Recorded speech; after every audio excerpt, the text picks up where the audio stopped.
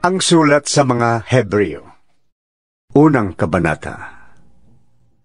Noong una, nagsalita ang Diyos sa ating mga ninuno sa iba't ibang panahon at sa iba't ibang paraan sa pamamagitan ng mga propeta. Ngunit nitong mga huling araw, siya ay nagsalita sa atin sa pamamagitan ng kaniyang anak. Sa pamamagitan ng anak ay nilikha ng Diyos ang sanglibutan at siya ang piniling magmay-ari ng lahat ng bagay. Ang anak ang maningning na sinag ng Diyos, sapagkat kung ano ang Diyos ay gayon din ang anak. Siya ang nag-iingat sa lahat ng bagay sa pamamagitan ng kanyang makapangyarihang salita.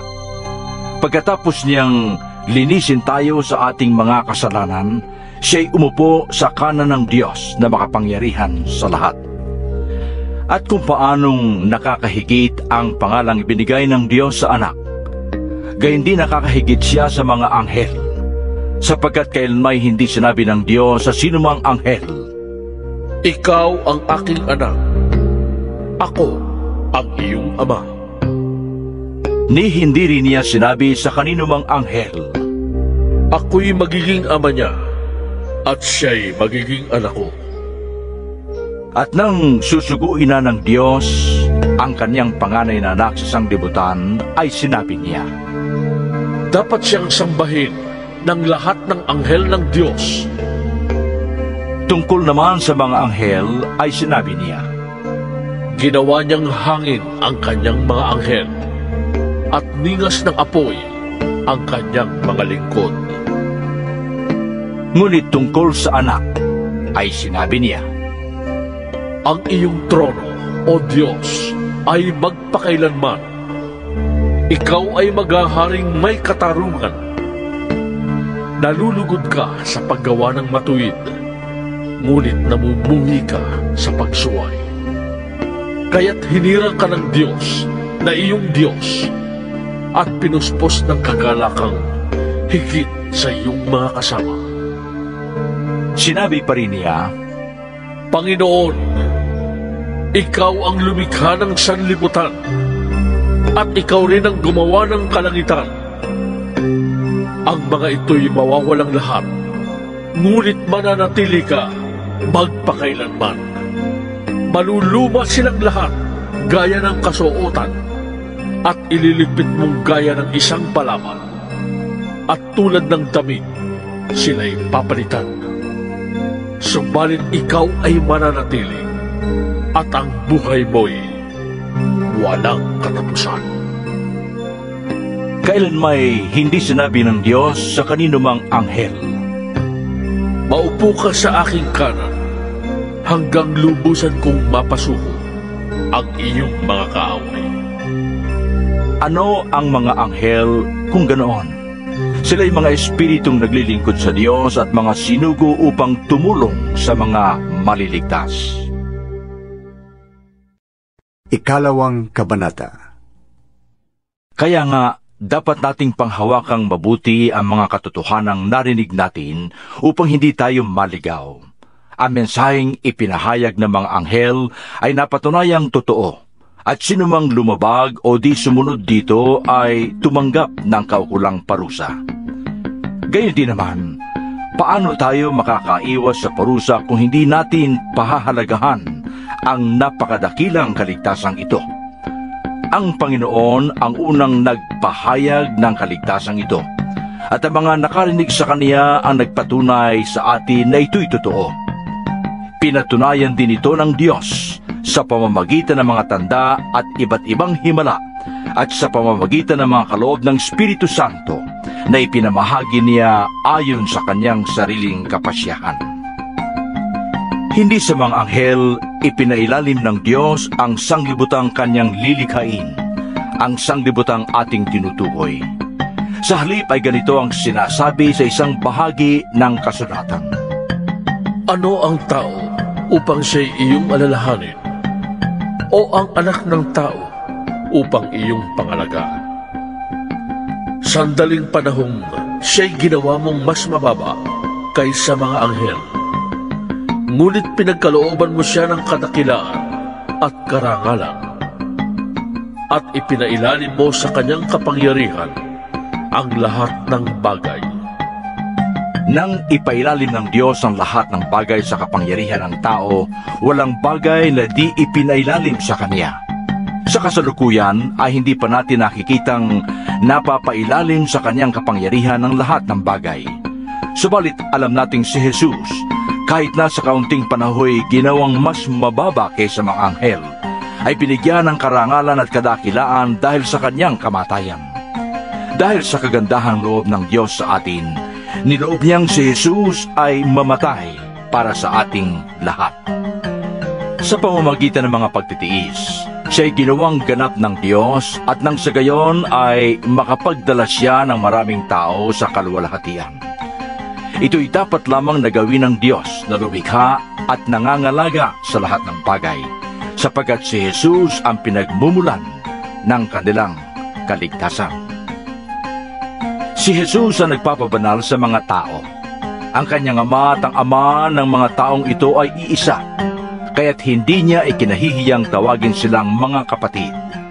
Sinabi niya sa Diyos, "Ipapahayag ko sa aking mga kapatid ang iyong pangalan, at aawit ako ng papuri sa iyo sa gitna ng kapulungan." Sinabi rin niya, "Ako'y mananalig sa Diyos." at dugtong pa niya, "Narito ako at ang mga anak na ibinigay sa akin ng Diyos." Dahil sa ang mga anak na tinutukoy niya ay tao, naging tao rin si Jesus na tulad nila'y may laman at dugo. Ginawa niya ito upang sa pamamagitan ng kanyang kamatayan ay mawasak niya ang kapangyarihan ng Diablo na siyang may kapangyarihan sa kamatayan. At pinalaya niya ang lahat ng tao na habang panahoy inalipin ng takot sa kamatayan. Hindi ang mga anghel ang kanyang tinutulungan, sa halip ay ang mga anak ni Abraham. Kaya't kinailangang matulad siya sa kanyang mga kapatid sa lahat ng paraan. Sa gayon, siya'y naging isang dakilang pari, mahabagin at tapat na naglilingkod sa Diyos at nag-aalay ng handog para mapatawad ang mga kasalanan ng tao. At ngayoy matutulungan niya ang mga tinutukso dahil siya rin ay tinukso at naghirap. Ikatlong kabanata. Mga kapatid, sa pananampalataya at kasama sa pagkakatawag ng Diyos, alalahanin niyo si Jesus ang sinugo ng Diyos upang maging dakilang pari ng ating pananampalataya. Tapat siya sa Diyos na pumili sa Kanya, tulad ni Moises na naging tapat sa sambahayan ng Diyos. Kung ang nagtayo ng bahay ay mas marangal kaysa sa bahay, gayon din naman lalong marangal si Jesus kaysa kay Moises. Bawat bahay ay may tagapagtayo, ngunit ang Diyos lamang ang nagtayo ng lahat ng bagay. Si Moises ay naging tapat sa buong sambahayan ng Diyos bilang lingkod upang magpatotoo sa mga bagay na ihahayag sa mga darating na panahon. Subalit si Kristo ay tapat bilang anak na namumuno sa sambahayan ng Diyos. At tayo ang kanyang sambahayan kung matibay ang ating pag-asa at hindi natin ito ikinahihiya. Kaya tulad ng sinabi ng Espiritu Santo, Kapag narinig nyo ngayon ang tinig ng Diyos, huwag maging matigas ang inyong puso, tulad noong maghimagsik ang inyong mga ninuno doon sa ilang. Nang subukin nila ako, do'y tinukso nila ako at sinubo. Gayong nakita nila ang mga ginawa ko sa loob ng 40 taon. Kaya't napuot ako sa kanila at sinabi ko, lagi silang lumalayo sa akin. Ang mga utos ko'y ayaw nilang sundin, kaya't sa galit ko'y aking isinumpa. Hindi sila makakapasok sa lupaing aking inihanda upang doon sila makapagpahinga. mga kapatid, ingatan ninyong huwag sumama ang sinuman sa inyo at mawalan ng pananampalataya hanggang sa talikdan ang Diyos na buhay. Sa halip, magtulungan kayo araw-araw habang may panahon pa upang walang sinumang madaya sa inyo at maging alipin ng kasalanan, sapagat tayong lahat ay kasama ni Kristo sa gawain, kung nananatili tayong matatag hanggang wakas sa ating pananalig sa Kanya. Ito nga ang sinasabi sa kasulatan. Kapag narinig nyo ngayon ang tinig ng Diyos, huwag maging matigas ang inyong ulo, tulad noong maghimagsik ang inyong mga ninuno.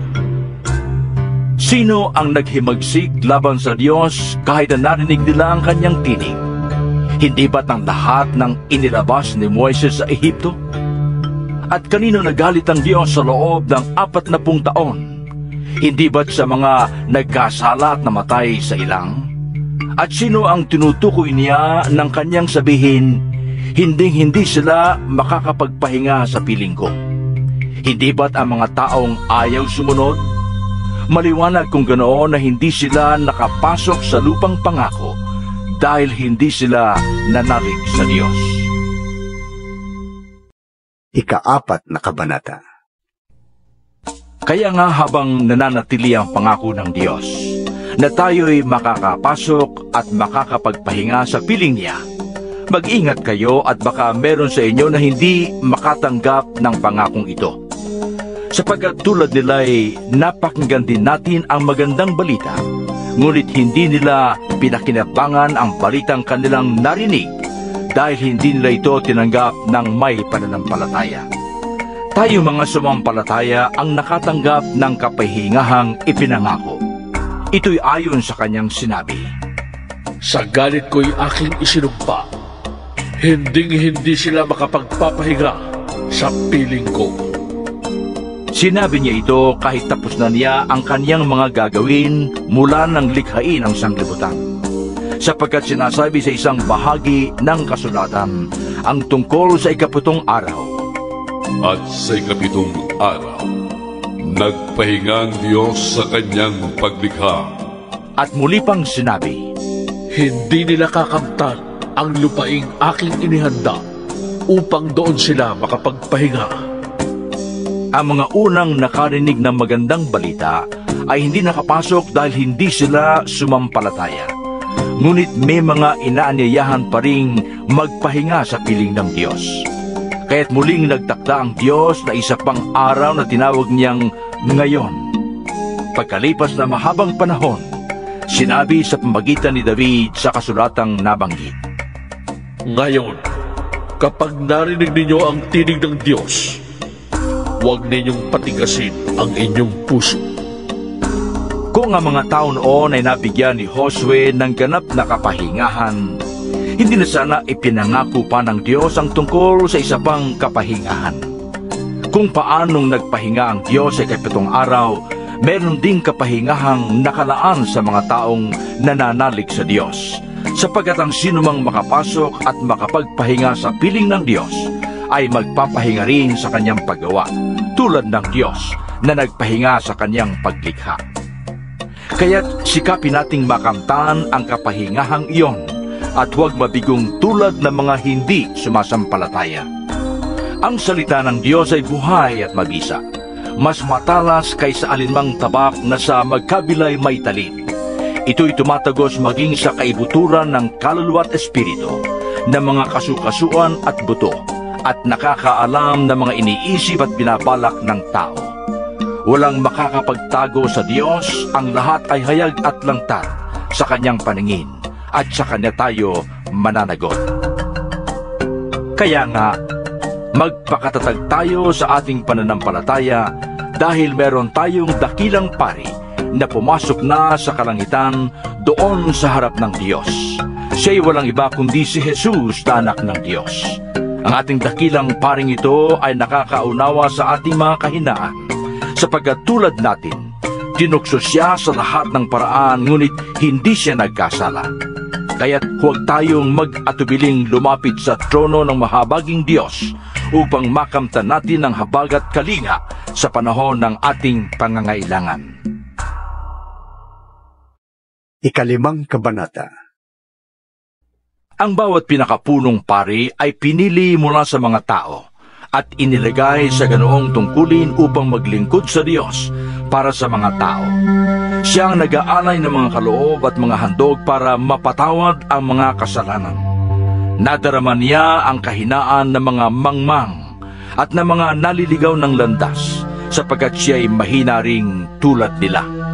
At dahil sa kanyang kahinaan, kinakailangang siya mag-alay ng handog hindi lamang para sa kasalanan ng iba, kundi para sa kanya ring mga kasalanan. Ang karangalan ng pagiging pinakapunong pari ay hindi maaaring makamtan ni numan sa kanyang sariling kagustuhan. Ang Diyos ang pumipili sa kaniya, tulad ng pagkapili kay Aaron. Gayon din naman, hindi itinaas ni Kristo ang kanyang sarili upang maging dakilang pari.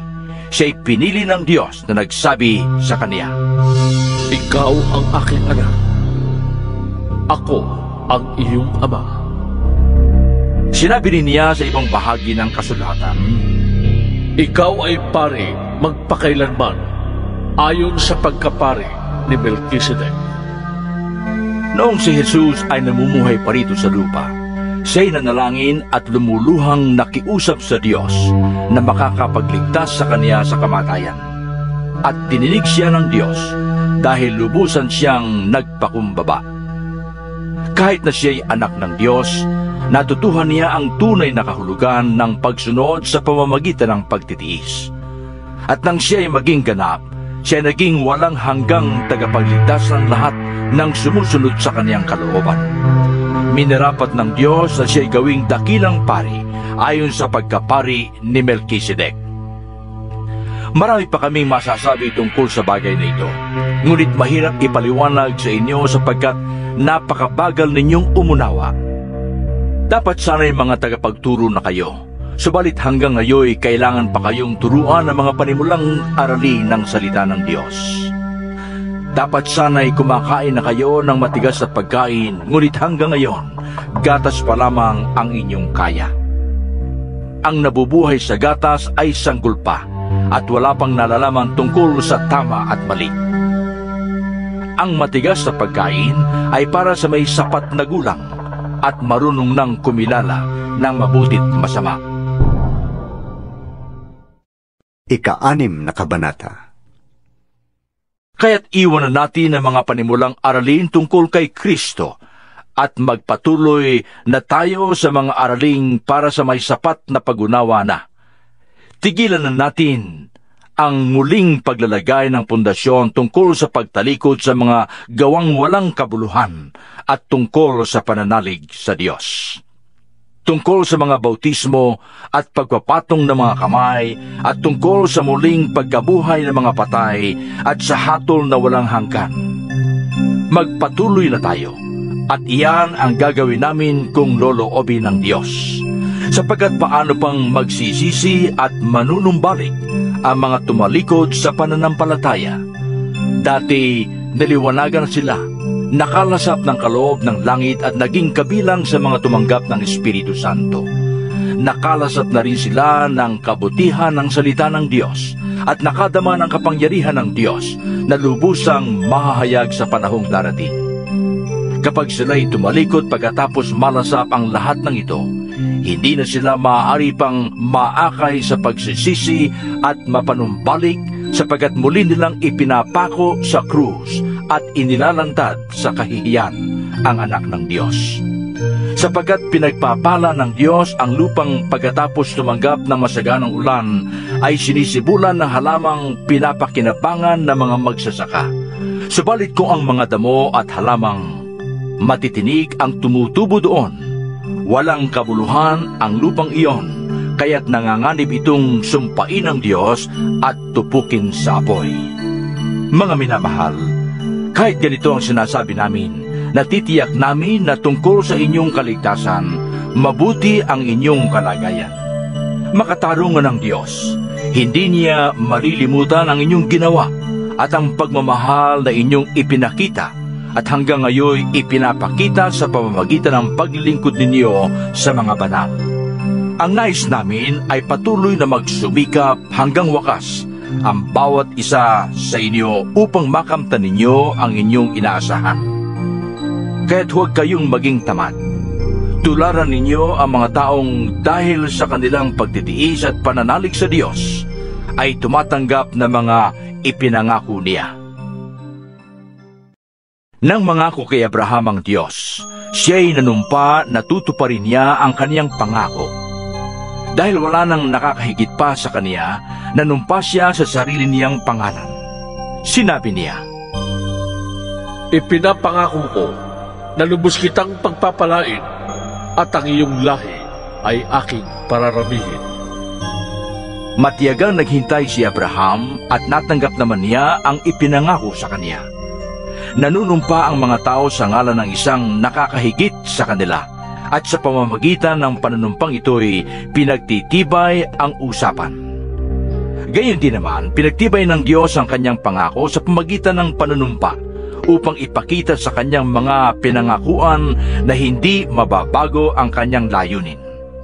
Hindi nagbabago at hindi man lang nagsisinungaling ang Diyos tungkol sa dalawang bagay na ito, ang kanyang pangako at sumpa.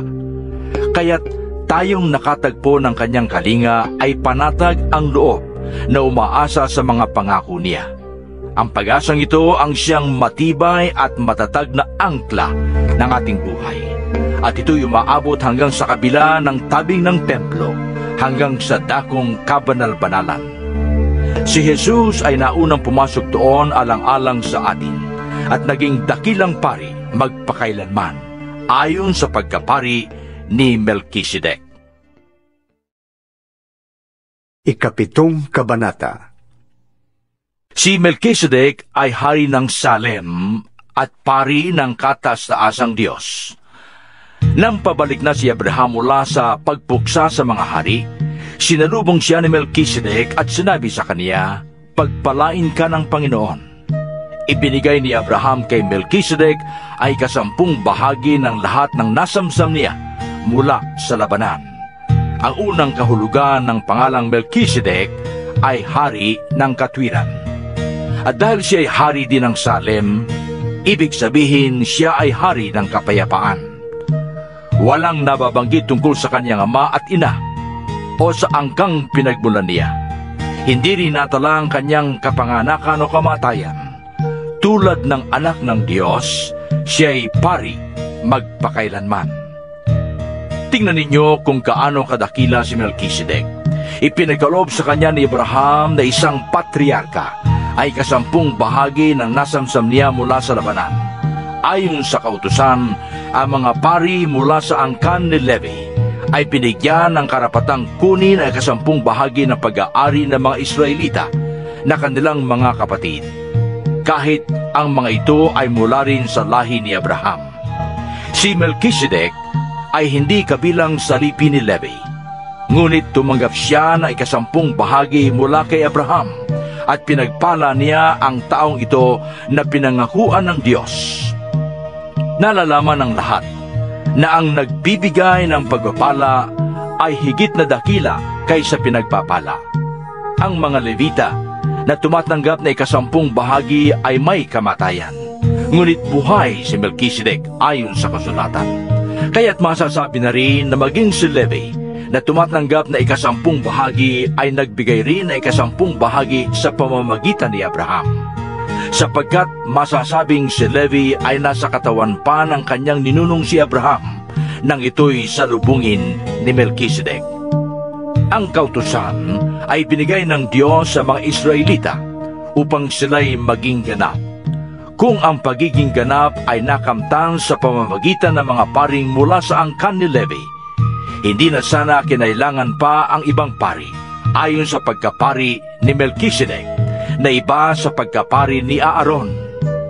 Kapag binago ang pagkapari, kailangan ding baguhin ang kautusan. Ang ating Panginoon ang paring tinutukoy dito. Kabilang siya sa ibang angkan at wala isa man sa angkan niya ang naglingkod bilang pari.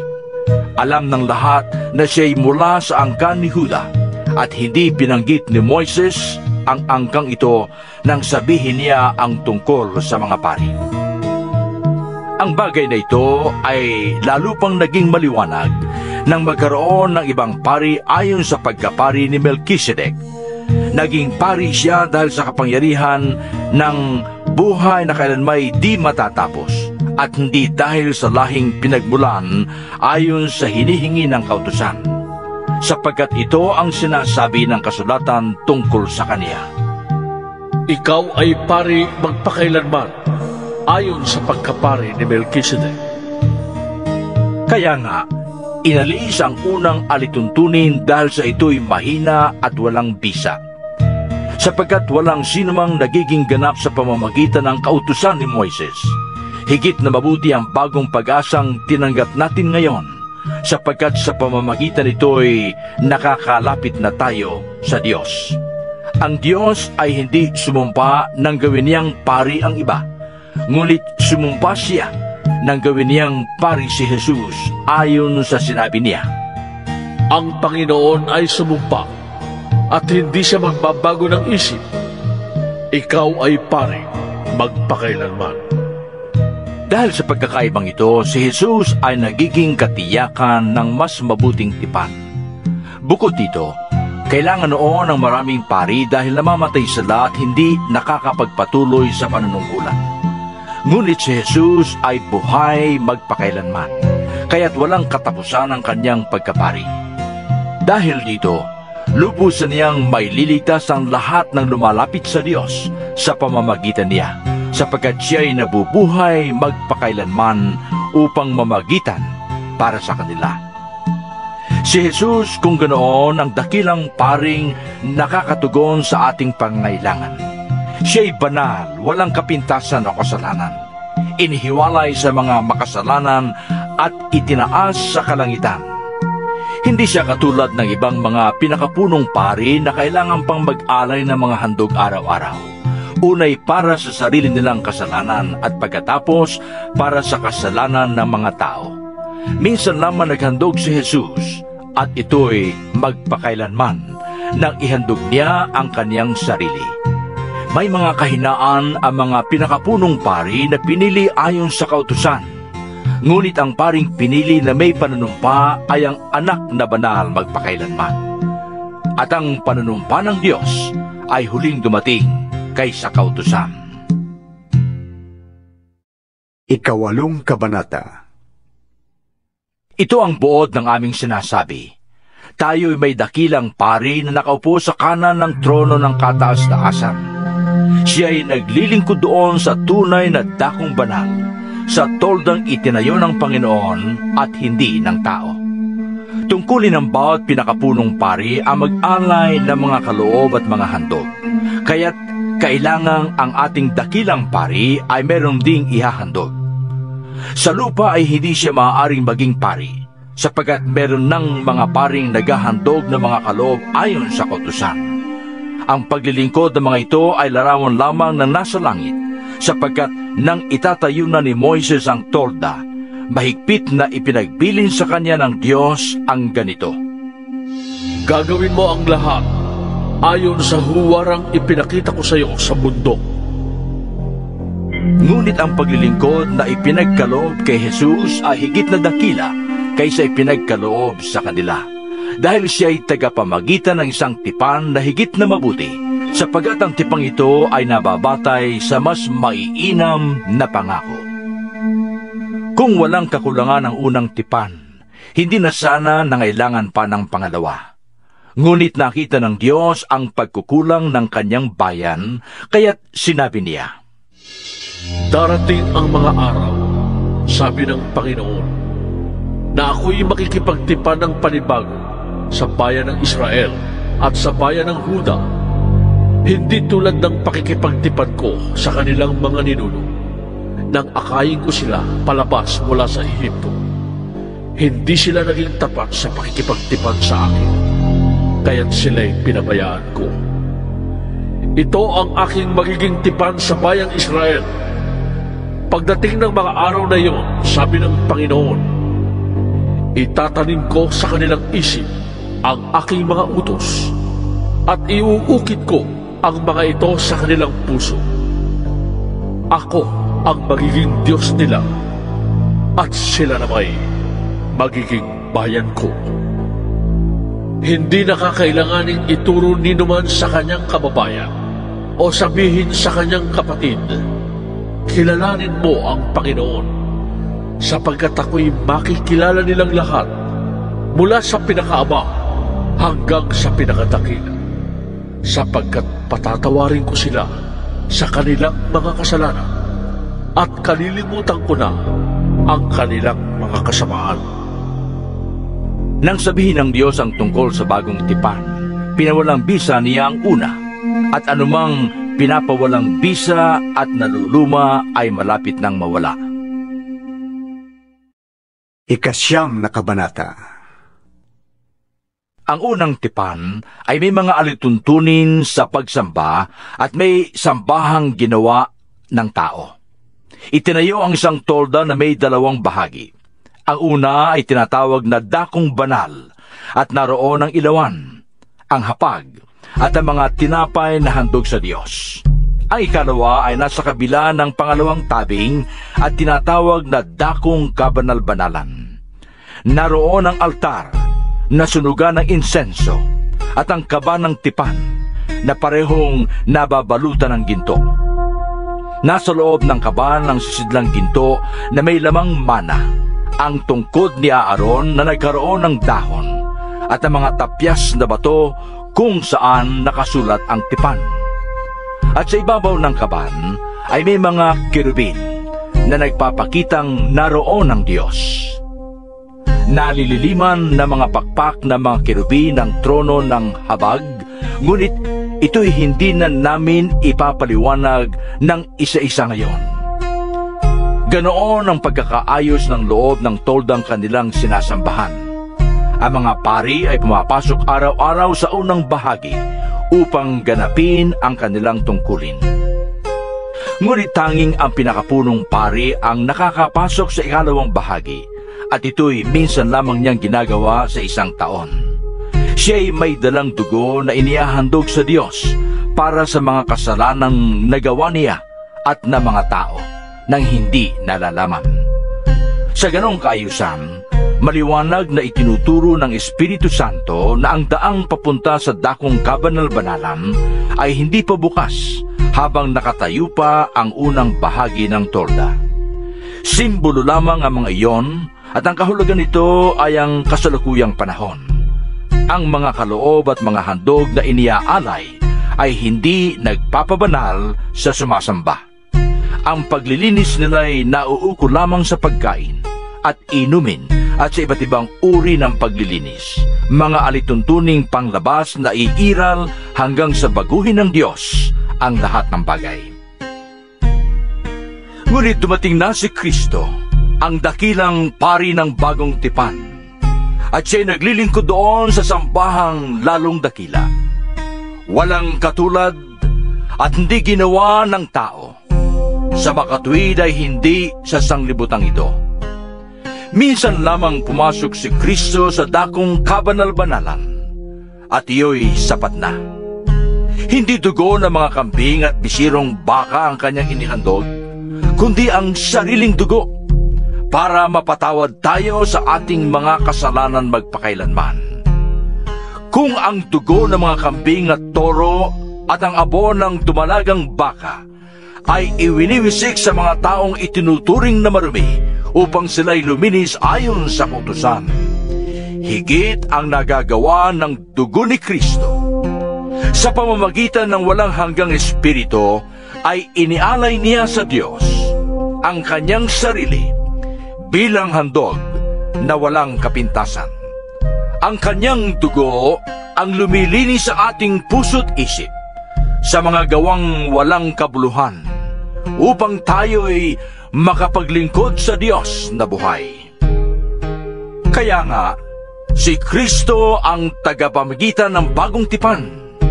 Sa pamamagitan ng kanyang kamatayan, ay ipinatawad ang paglabag ng mga tao noong sila'y nasa ilalim pa ng unang tipan. Dahil dito, makakamtan ng mga tinawag ng Diyos ang walang hanggang pagpapala na kanyang ipinangako. Kapag may testamento, kailangang mapatunayang patay na ang gumawa niyon. Sapagkat ang testamento ay walang bisa habang buhay pa ang gumawa. Magkakabisa lamang iyon kapag siya'y namatay na. Maging ang unang tipan ay hindi pinagtibay kung hindi sa pamamagitan ng dugo ng mga hayop na inihandog. Matapos ipahayag ni Moises sa mga tao ang bawat alituntunin sa kautusan, kinuha niya ang dugo ng mga baka at ng mga kambing at hinaluan niya iyon ng tubig. Kumuha siya ng pulang lana at sanga ng isopo at isinawsaw iyon sa dugong may halong tubig. Winisikan ng aklat ng kautusan at ang mga tao. Kasabay nito'y kanyang sinabi, ito ang dugong nagpapatibay sa tipang ibinigay ng Diyos at ipinapatupad sa inyo. Winisikan din niya ng dugo ang tolda at ang mga kagamitan sa pagsamba. Ayon sa kautusan, halos lahat ng bagay ay nililinis sa pamamagitan ng dugo at walang kapatawaran ng kasalanan kung hindi sa pamamagitan ng pagdanak ng dugo. Ang mga bagay sa sambahang iyon ay larawan lamang ng mga nasa langit at kinakailangang linisin sa pamamagitan ng mga handog. Ngunit higit na mabubuting handog ang kinakailangan sa paglilinis ng mga bagay sa sambahang nasa langit, sapagkat si Kristo'y hindi pumasok sa isang dakong banal na ginawa ng tao at larawan lamang ng tunay. Sa langit mismo siya pumasok at ngayoy nasa harap na siya ng Diyos at namamagitan para sa atin. Ang pinakapunong pari ng mga Hudyo ay pumapasok sa dakong banal taon-taon na may dalang dugo ng mga hayop. Ngunit si Kristo'y minsan lamang pumasok upang ihandog ang kanyang sarili. Kung di gayon, kailangan sanang siya'y paulit-ulit na mamamatay mula pa ng likhain ng sanglibutan. Subalit minsan lamang siyang nagpakita. Ngayong magtatapos na ang panahon upang pawiin ang kasalanan sa pamamagitan ng handog na kanyang inialay. Itinagda sa mga tao na sila'y minsang mamamatay at pagkatapos ay ang paghuhukom. Gayon din naman, si Kristo'y minsang inihandog upang pawiin ang mga kasalanan ng mga tao. Siya'y muling darating, hindi upang ihandog na muli dahil sa kasalanan, kundi upang iligtas ang mga naghihintay sa Kanya. Ika-10 kabanata. Ang kautusan ay malabong anino lamang at hindi ganap na larawan ng mabubuting bagay na darating. Hindi ito nagpapabanal sa mga lumalapit sa Diyos sa pamamagitan ng mga handog na iniaalay taon-taon. Kung napatawad na nga ang mga lumalapit sa Diyos sa pamamagitan ng ganoong mga handog, wala na sana silang dapat aalalahanin at hindi na sila kailangang mag-alay pang muli.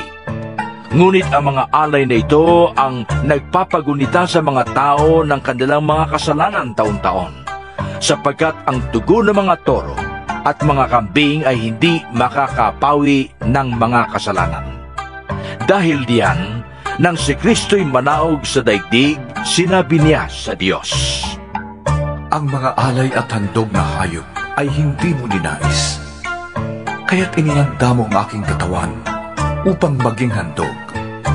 Hindi mo kinalugdan ang mga handog na sinusunog at ang mga handog upang pawiin ang kasalanan. Kaya't sinabi ko, Narito ako, O Diyos, upang sundin ang iyong kalooban, ayon sa sinasabi ng kasulatan tungkol sa akin. Sinabi muna niya, Hindi mo ninais o kinalugdan ang mga alay at handog na hayop, mga handog na susunugin at mga handog dahil sa kasalanan. kahit ito'y inihahandog ayon sa kautusan. Sa kanya idinugtong, Ako'y pumarito upang sundin ang iyong kalooban. Sa ganitong paraan, inalis nga ng Diyos ang unang handog at pinalitan ng handog ni Kristo. At dahil sinunod niya ang kalooban ng Diyos, nilinis tayo ni Jesucristo sa ating mga kasalanan sa pamamagitan ng minsanang paghahandog ng kanyang sarili. Bawat pari ay naglilingkod araw-araw at naghahandog ng ganon ding mga handog. Subalit, hindi naman nakakapawi ng kasalanan ang mga handog na iyon. Ngunit si Kristo ay minsan lamang naghandog para sa mga kasalanan, at pagkatapos ay umupo sa kanan ng Diyos. Ngayon naghihintay siya roon hanggang sa lubusang pasukuin sa kanya ng Diyos ang kanyang mga kaaway.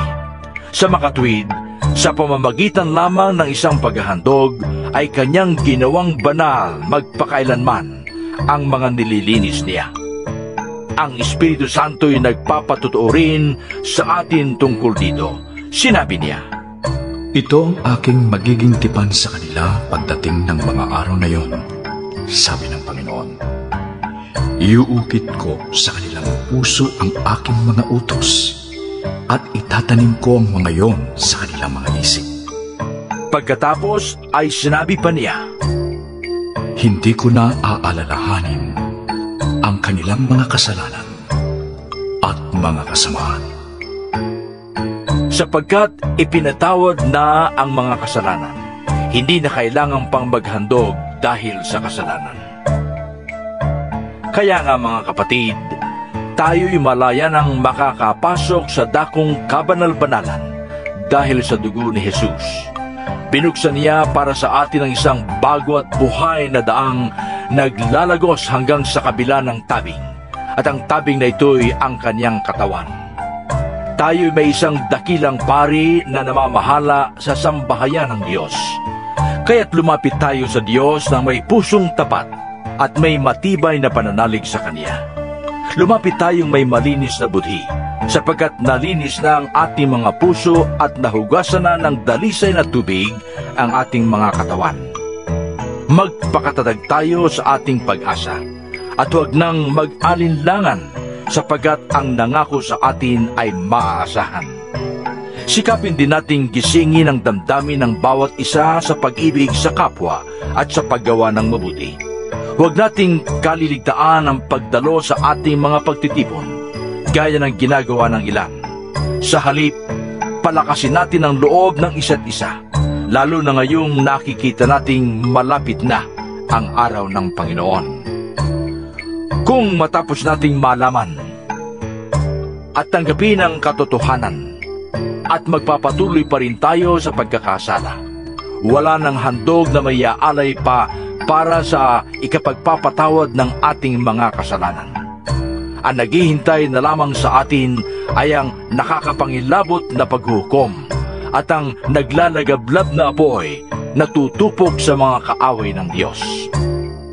Ang mapatunayang lumabag sa kautusan ni Moises batay sa patotoo ng 2 o 3 saksi ay walang awang pinapatay. Gaano kabigat sa akala ninyo ang parusang nararapat sa taong humamak sa anak ng Diyos, lumapastangan sa dugong nagpatibay sa tipan at nagpabanal sa Kanya, at humamak sa mahabaging espiritu, sapagkat kilala natin ang nagsabi, Ako ang maghihiganti. Ako ang magpaparusa. at siya rin ang nagsabi, Hahatulan ng Panginoon ang kanyang bayan. kakilakilabot ang mahulog sa kamay ng buhay na Diyos. Alalahanin ninyo ang mga araw na nagdaan, kung paanong kayo'y nagtiis na matinding hirap matapos na kayo'y maliwanagan, ngunit hindi kayo nagpadaig. Kung minsan, kayo ang iniinsulto at pinahihirapan sa harap ng madla. Kung minsan naman kayo ang umaalalay sa mga kasamahang pinapahirapan. Dinamayan ninyo ang mga nakabilanggo, at hindi kayo nalungkot nang kayo'y agawan ng kayamanan, sapagkat alam ninyong higit na mabuti at nananatili ang kayamanang nakalaan sa inyo. Kaya't huwag kayong mawawala ng pananalig sa Diyos, sapagkat dakila ang naghihintay sa inyong gantimpala. Kinakailangan kayo'y magtiis upang masunod ninyo ang kalooban ng Diyos at matanggap ninyo ang Kanyang ipinangako. Sapagkat Kaunting panahon na lamang, hindi na magtatagal, at ang paparito ay darating. Ang tapat kong lingkod ay nabubuhay sa pananalig sa akin. Ngunit kung siya'y tatalikod, hindi ko siya kalulugdan. ngunit hindi tayo kabilang sa mga tumatalikod at napapahamak, kundi sa mga nananalig sa Diyos at sa naliligtas. 11 kabanata. Ang pananalig ay pagtitiwala na mangyayari ang mga inaasahan at katiyakan tungkol sa mga bagay na di nakikita. Kinalugdan ng Diyos ang mga tao noong una dahil sa kanilang pananalig sa Kanya. Dahil sa pananalig, nauunawaan natin na ang sanglibutan ay nilalang sa pamamagitan ng salita ng Diyos at ang mga bagay na nakikita ay mula sa mga hindi nakikita. Dahil sa pananalig sa Diyos, si Abel ay nag-alay ng mas mabuting handog kaysa sa inihandog ni Cain. Kaya naman, si Abel ay kinilalang matuwid nang tanggapin ng Diyos ang kanyang handog. Kahit patay na siya, nagsasalita pa siya sa pamamagitan ng kanyang pananalig sa Diyos. Dahil sa pananalig sa Diyos, hindi namatay si Enoch, kundi inilipat sa kabilang buhay. Hindi na siya nakita sapagkat inilipat na nga siya ng Diyos. Sinasabi sa kasulatan na si Enoch ay naging kalugod-lugod bago siya kinuha ng Diyos.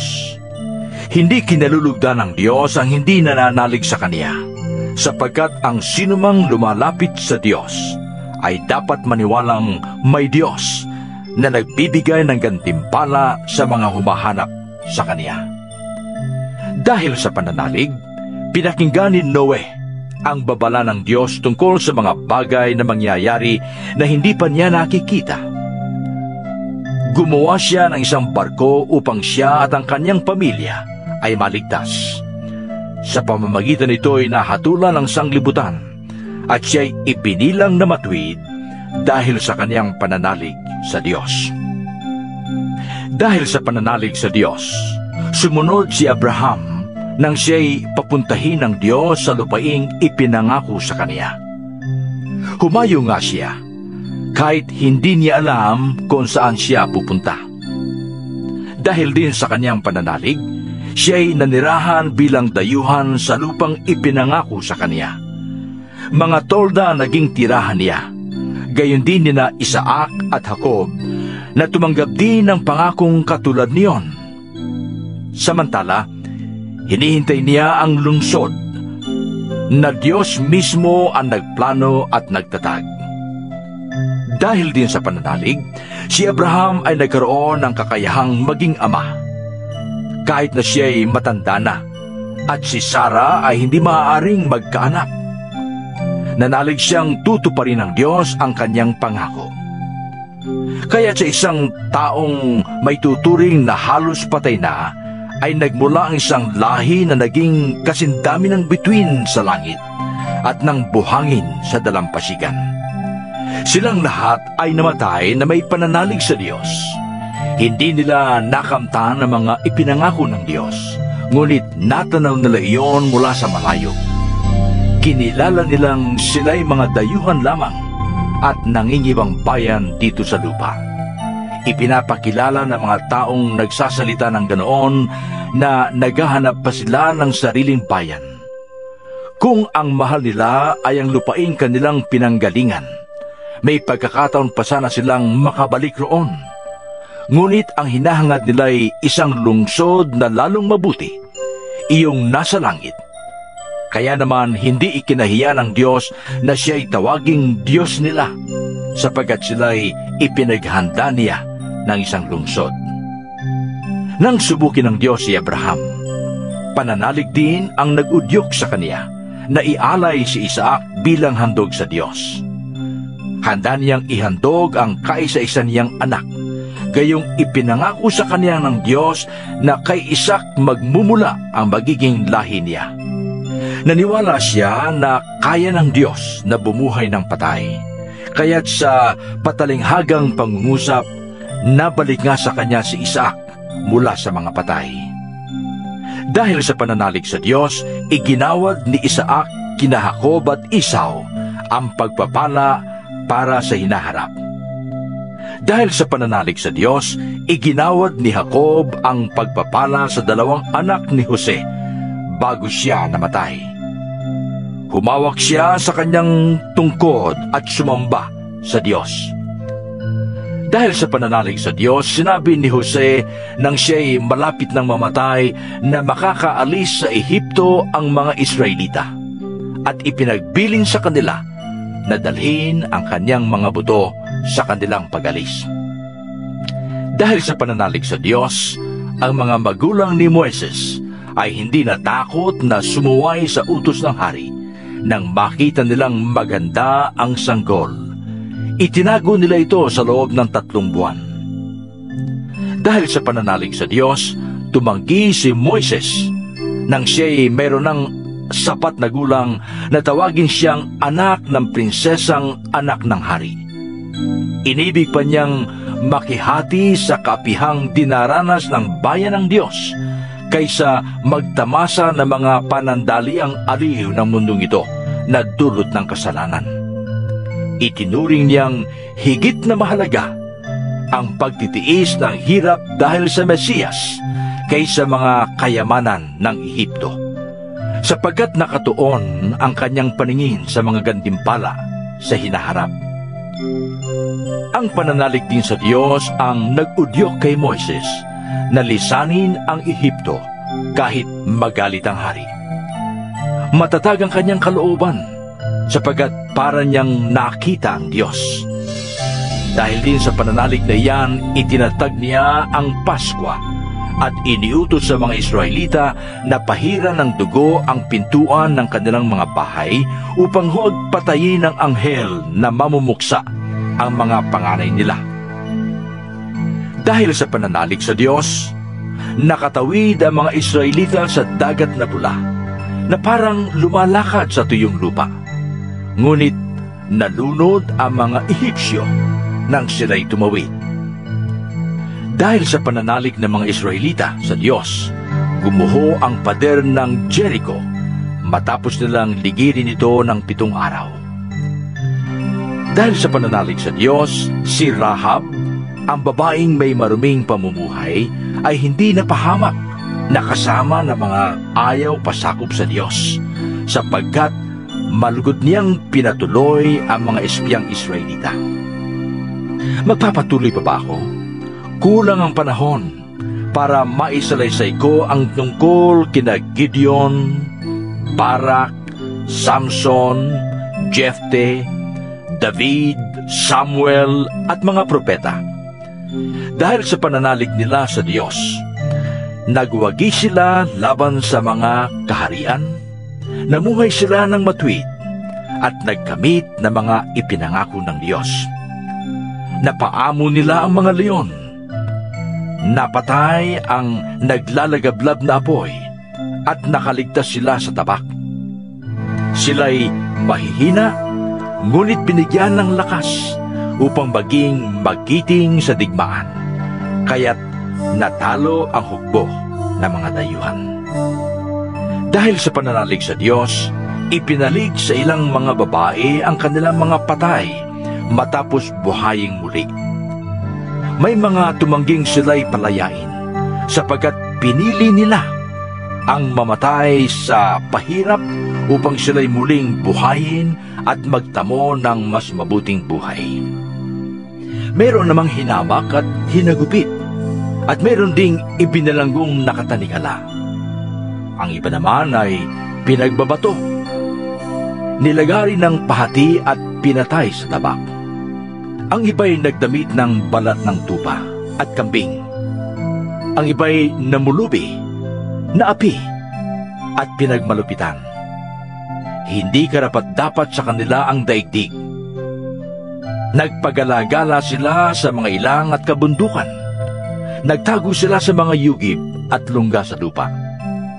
At dahil sa kanilang pananalig sa Diyos, nag-iwan sila ng isang kasaysayang hindi malilimot kailanman. Ngunit ang pangako ng Diyos ay hindi natupad sa kanilang kapanahunan, sapagkat may lalong magandang layunin ng Diyos para sa atin. Ang sila'y makasama natin kapag tinupad na ng Diyos ang kaniyang pangako. 12 kabanata. Kaya nga, Dahil napapaligiran tayo ng napakaraming saksi, talikdan natin ang kasalanan at ang anumang balakid na pumipigil sa atin. Buong tiyaga tayong tumakbo sa paligsahang ating sinalihan.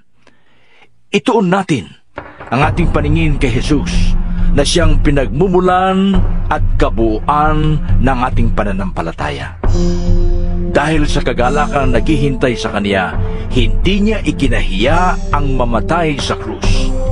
At siya ngayon nakaupo sa kanan ng trono ng Diyos. Isip-isipin ninyo kung kaano ang tiniis niyang pag-uusig ng mga makasalanan upang hindi kayo manglupaypay o panghinaan ng loob. Hindi pa humahantong sa pagdanak ng dugo ang pakikipaglaban ninyo sa kasalanan. Nalimutan na ba ninyo ang panawagan ng Diyos sa inyo bilang mga anak niya? Mga salitang nagpapalakas ng loob?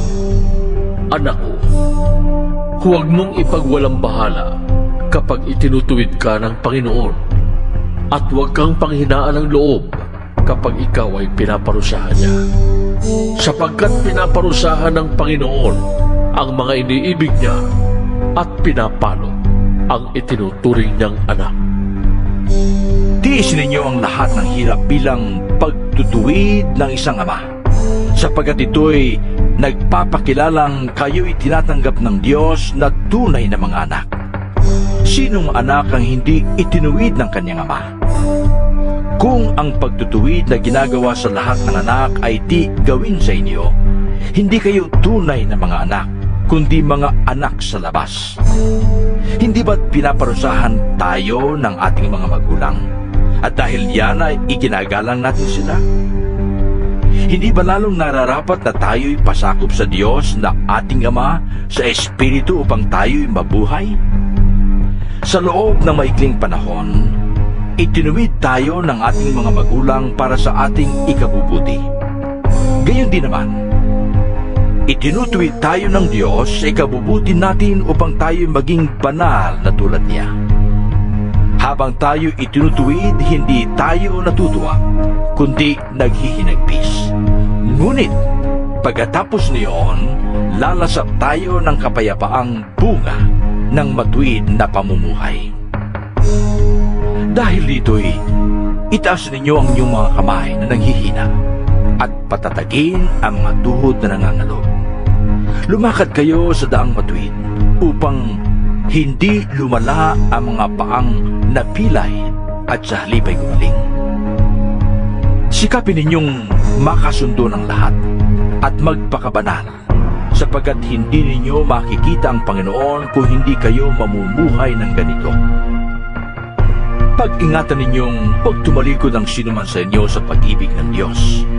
Huwag kayong magtanim ng sama ng loob na dahil dito'y napapasama ang iba.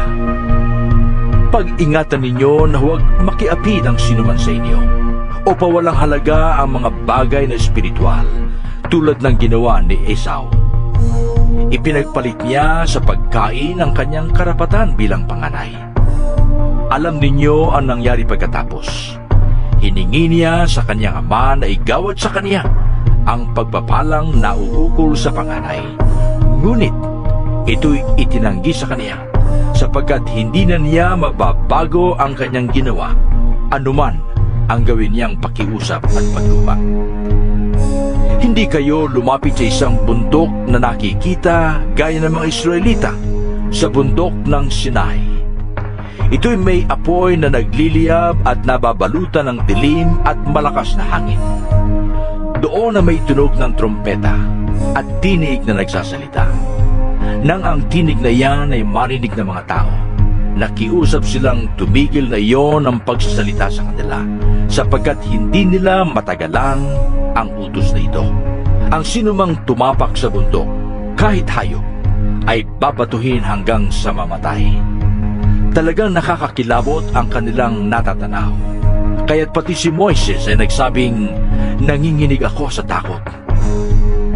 Sa halip, ang nilapitan ninyo'y ang bundok ng Sion at ang lungsod ng Diyos na buhay, ang Jerusalem sa langit na kinaroroonan ng di mabilang na anghel. Dumalo kayo sa masayang pagtitipon ng mga ibinilang na panganay na nakatala sa langit. Lumapit kayo sa Diyos na hukom ng lahat at sa mga espiritu ng mga taong ginawang banal. Lumapit kayo kay Jesus, ang tagapamagitan ng bagong tipan. Ang dugo niyang dumanak ay may pangako ng mas mabubuting bagay kaysa sa isinisigaw ng dugo ni Abel. Kaya't makinig kayong mabuti sa kanya na nagsasalita. Ang tumangging makinig sa nagsalita sa kanila dito sa lupa ay hindi nakaligtas sa parusa. Gaano pa kaya tayo kung tayo'y tatangging makinig sa nagsasalita mula sa langit?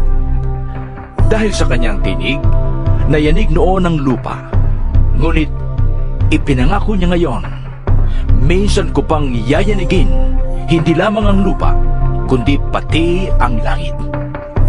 Ang mga salitang minsan pa ay maliwanag na nagsasabing aalisin ang mga nilikhang nayayanig upang manatili ang mga bagay na di nayayanig.